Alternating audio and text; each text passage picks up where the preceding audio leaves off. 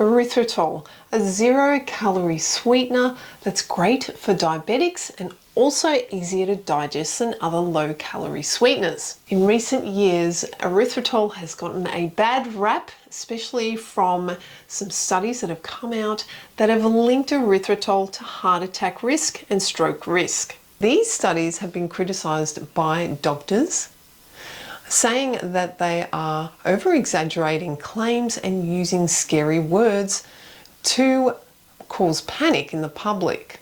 In this video, I'm going to be looking into erythritol and looking at those studies, and also looking at the other side of erythritol, which is the benefits of erythritol and studies that show this. Also, by the end of this video, if you do choose to keep using erythritol, I have another candy recipe for you. And did you know that you can also use erythritol to make candies out of, and they harden just like xylitol does? So stay tuned to the end as I will show you this recipe that you might want to implement for oral health. So let's get into it and let's take a deeper look into erythritol.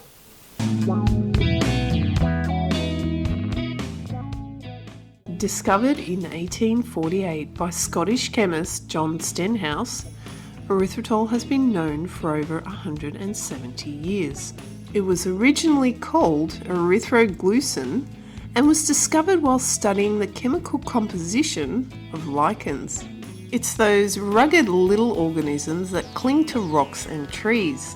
It is a sugar alcohol, also known as a polyol. When you break this down, it means many and alcohol, and it is a carbohydrate that looks like sugar and alcohol molecules, but it is not sugar and alcohol in the traditional sense. Commercial production began in the 1990s, mostly for niche diabetic and dental products. The FDA officially recognized erythritol as generally recognized as safe in September 2001. Erythritol is used in many foods and drinks and has gained in popularity in recent years. Sales of organic erythritol grew by 220% in 2024 and is now widely adopted in protein bars, electrolyte drinks, and frozen desserts. As a zero-calorie sweetener, it was marketed as a way to reduce calorie intake without sacrificing sweetness. Erythritol has exploded in popularity when it started to replace artificial sweeteners in keto-friendly or sugar-free foods. So the reason why it got so popular is because they could label it as a natural sweetener. And erythritol you can find naturally in certain foods, such as mushrooms, and also fermented foods like cheese, wine, and soy sauce. Since the recent studies have come out, manufacturers have tried to hide erythritol from their ingredients, not highlighting it as much as they used to because of the concerns that have come up with these studies. So even though this is a natural sugar and it is labeled as natural, on a manufacturing level, they have to create it synthetically via a fermentation process with cornstarch. And this is because it's not viable to create erythritol any other way. You just wouldn't get enough of it. After fermentation, the mixture is purified, crystallized, and dried to yield the final sweetener, a white sugar-like powder. So it's synthetically produced. Why has it become so popular? Well, that's because when you combine it with other natural sweeteners such as monk fruit or stevia, you are able to get rid of some of the bitterness. And stevia, as we know, is very, very sweet.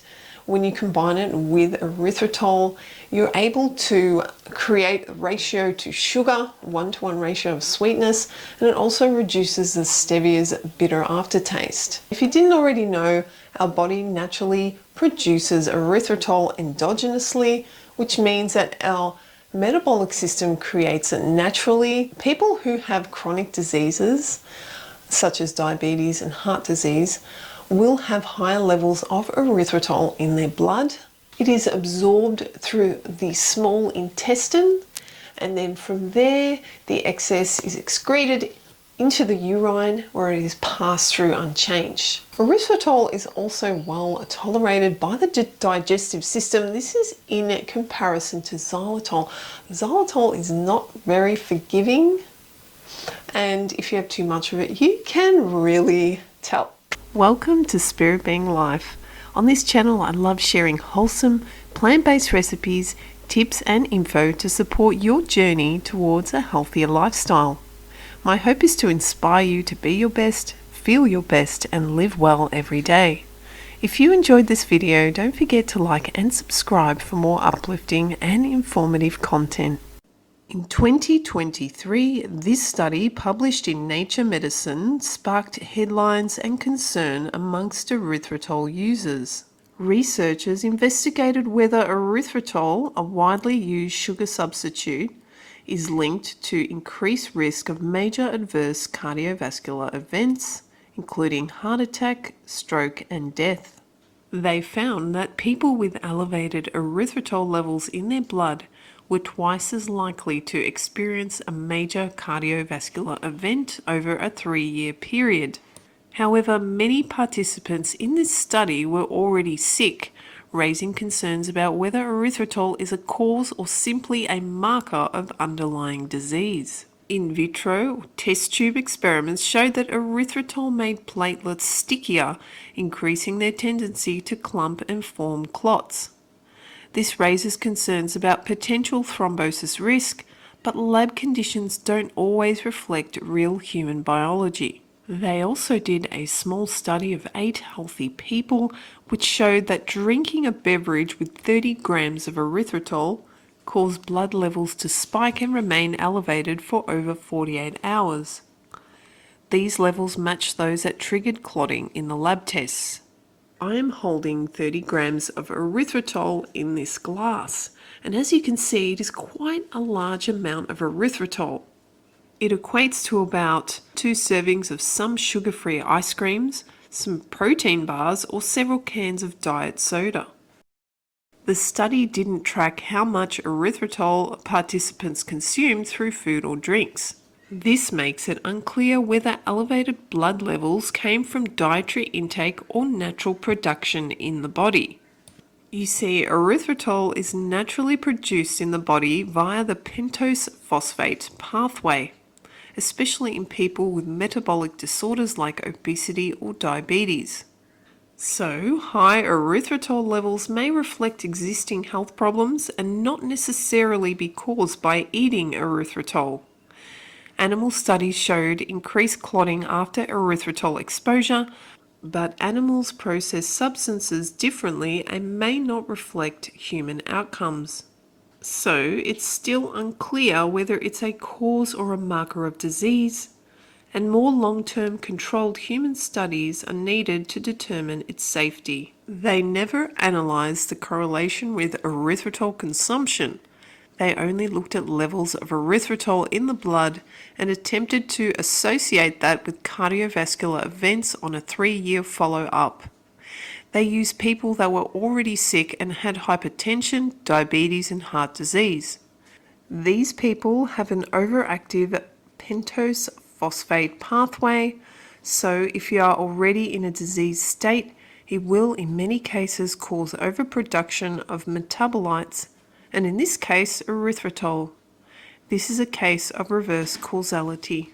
In the 2024 Cleveland Clinic study, researchers compared the effects of erythritol and glucose by giving healthy volunteers a drink containing 30 grams of either sweetener, an amount commonly found in sugar-free foods.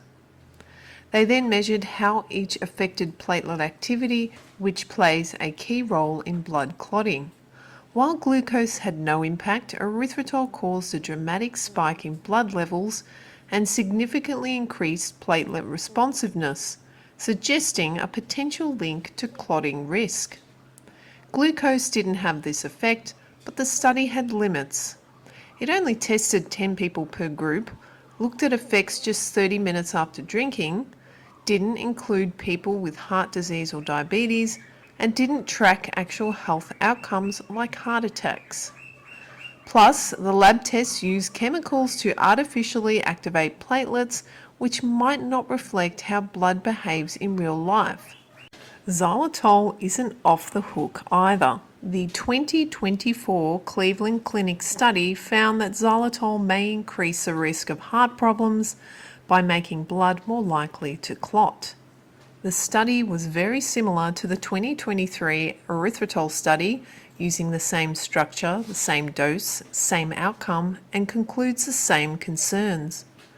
Xylitol differs from erythritol in that it's produced through a different metabolic pathway and is less well tolerated by the digestive system. It focused on people already at risk for heart disease, didn't track long-term outcomes in healthy individuals, and used lab methods that may not fully reflect real-life biology. So, while the results are concerning, more research is needed to fully determine whether these sugar alcohols are risky or not. Erythritol's reputation as a safe sweetener continues to erode under mounting scientific scrutiny. In 2025, erythritol received yet another blow, where a lab study looked at how erythritol affects brain blood vessel cells. Scientists soaked these cells in a high dose of erythritol for 24 hours and saw signs of stress. The cells produced more damaging molecules, less of the helpful ones that keep blood vessels relaxed, and had trouble releasing substances that help break down clots. These changes could, in theory, raise the risk of stroke. But the study was done in a dish, not in people, and used much higher levels of erythritol than you'd ever get from food or drinks. While the results are interesting, they don't prove erythritol is dangerous in everyday use. Dr. Lane Norton criticises this study, pointing out it was done in petri dishes using unrealistically high doses, 6 millimolar for 24 hours. He explains that even 50 grams of erythritol doesn't reach that level in the blood, and only about 15% enters the brain. To match the study's conditions, you'd need to consume over 3,000 grams daily, which is impossible. He argues that elevated erythritol levels in people with heart disease likely come from their own metabolism, not from diet, and calls out the media for exaggerating the risks. We don't want to consume anything that may be toxic, and we definitely don't want to be giving it to our kids. What should we do as consumers when we see studies like this come out? Have they pushed you to cut back on erythritol, to ditch it completely, or are you still unfazed?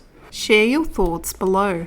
I will continue using these sugar alcohols in moderation and not at high doses, only bits here and there throughout the day. I would never consume a huge amount in one hit anyway.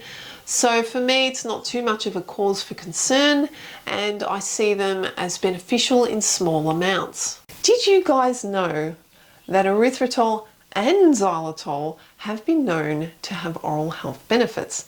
Now let's take a look at these studies and a bit of history about xylitol. Despite these recent studies, sugar alcohols have been known to aid in oral health and prevent cavities.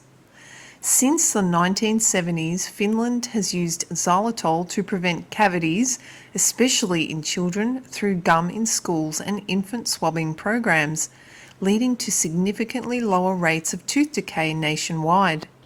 Dentists around the world increasingly endorse xylitol and erythritol as effective tools for promoting oral health, thanks to their ability to reduce harmful bacteria and prevent tooth decay.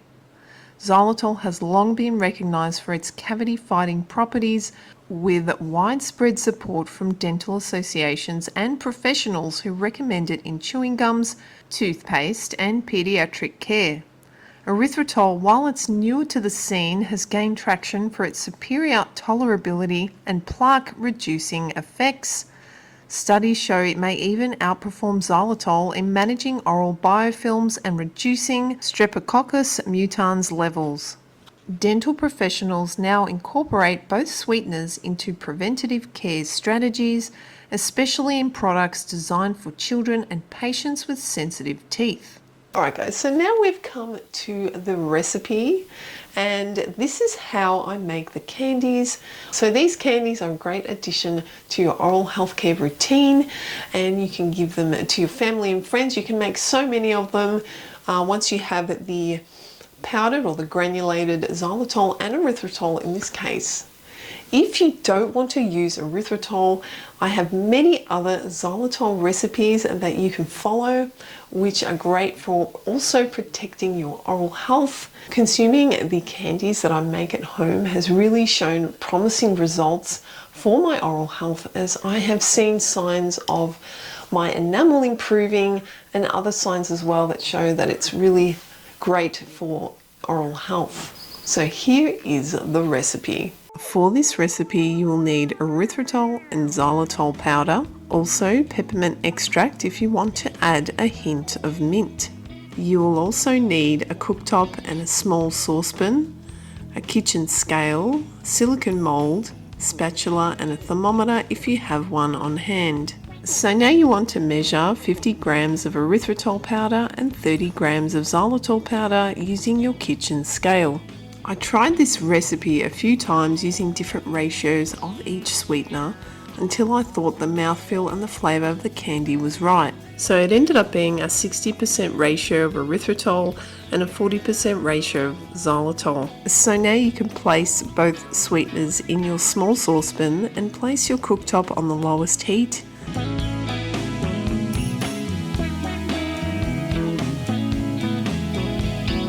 You can now put the lid on.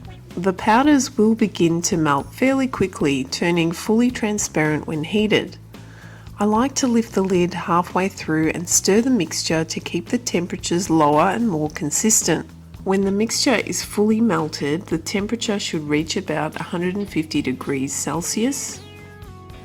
Turn off your cooktop and let it drop by about 10 degrees before you add the mint.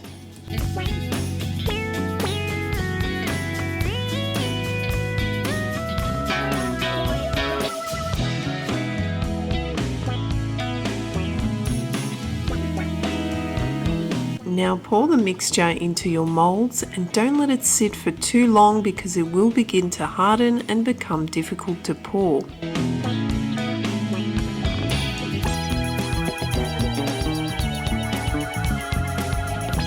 Use your spatula to spread the mixture evenly. The candy should begin to harden in only a few hours. As it hardens, it will begin to look translucent, and when it's fully dry, will look opaque. This process may take up to about 2 or 3 days depending on humidity levels and ambient temperatures. It seems to take a little longer to dry if you used the mint extract. When the candies turn translucent, you can pop them out of their molds so that they can dry a little bit faster.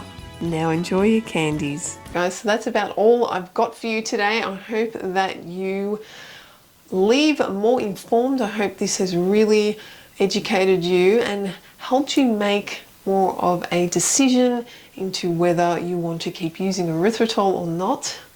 I think that it's an extremely important topic and one that I had to research on, especially after the comments from you guys. If there's any other topics that you would like me to research about, then let me know in the comments below. And for now, I'm going to say bye. Have an excellent day and cheers to health and well-being.